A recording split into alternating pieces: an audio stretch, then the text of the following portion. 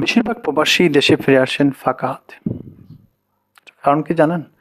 কারণ তারা দেশে ফিরে আসার কোনো সময় নির্ধারণ করেন না। যার ফলে তাদের প্রবাস জীবন শুরু হয় ঋণ দিয়ে আবার শেষও হয় ঋণ দিয়ে। এখন এই অবস্থা থেকে বের হবেন কিভাবে? এই চক্র ভাঙবেন কিভাবে? এই চক্রকে ভাঙতে হলে আপনাকে ৩ টা জিনিস ফলো করতে হবে। নম্বর 1, আপনার ইনকামকে ৩ টা ভাগে ভাগ করেন। ১ নম্বর হচ্ছে আপনার চলাফেরার জন্য টাকা, আপনার ফ্যামিলি চালানোর জন্য টাকা, একটা ভাগ করেন। ২ নম্বর হচ্ছে আপনি সঞ্চয় করেন এবং বিনিয়োগ করেন। জমি কিনে রাখেন, যা ইচ্ছা করতে পারেন। আপনার বিনিয়োগ যেখানে ভালো লাগে করেন। ৩ নম্বর হচ্ছে স্কিলের উপর টাকা ঢালেন।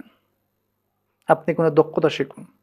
আপনার শিক্ষাগত যোগ্যতার উপর মিল রেখে আপনি দক্ষতা শিখুন। ২ বছর টাইম দেন, সেখানে টাকা ইনভেস্ট করে কাজ শিখুন। সেটা আপনার ইনকাম বৃদ্ধি করতে সাহায্য করবে এবং বৃদ্ধি করলে আপনি এই ৩ টা ক্রাইটেরিয়া ফুলফিল করতে পারবেন। এখন কথা হচ্ছে আপনি ব্লাইন্ড ইনভেস্টমেন্ট থেকে বাঁচবেন কীভাবে? ব্লাইন্ড ইনভেস্টমেন্ট হচ্ছে অন্ধকারে টাকা ঢালা। মানে চোখ বন্ধ করে টাকা ঢেলে দিলেন।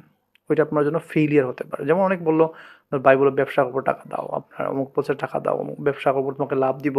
এই ধরনের কাজে যাবেন না। এই জায়গায় ইনভেস্টমেন্ট ডুবে যাবে। আপনি পাবেন না টাকাটা ফেরত। তাহলে আপনি কিভাবে ইনভেস্ট করবেন? যাতে আপনার ফিউচারের একটা ইনকাম সোর্স থাকে।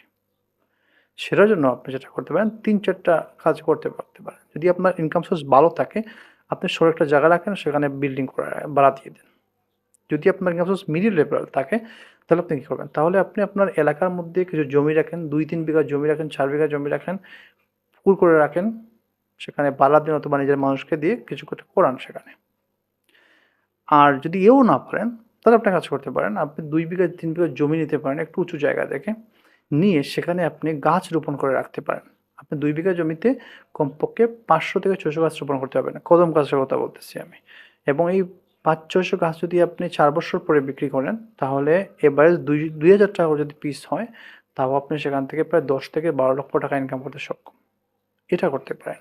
অথবা আপনি শহরে একটা দোকান রাখতে পারেন। ১০ থেকে ১৫ লাখ মধ্যে দোকান পাওয়া যায় মোটামুটি। এবং সেগুলোর ভাড়াও ভালো আসে।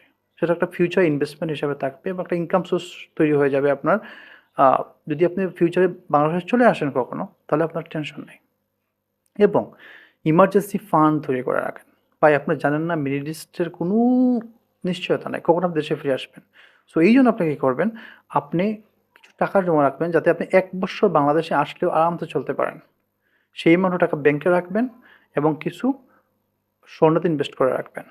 যাতে বিপদে আপনি কাজে লাগাতে পারেন। এবং আপনার নিজেকে আপনারা দেখেন, যদি আপনি ফাঁকাতে ফিরে আসেন, আপনি অনেক অপমানিত, অপদস্থ হতে হবে বাংলাদেশে।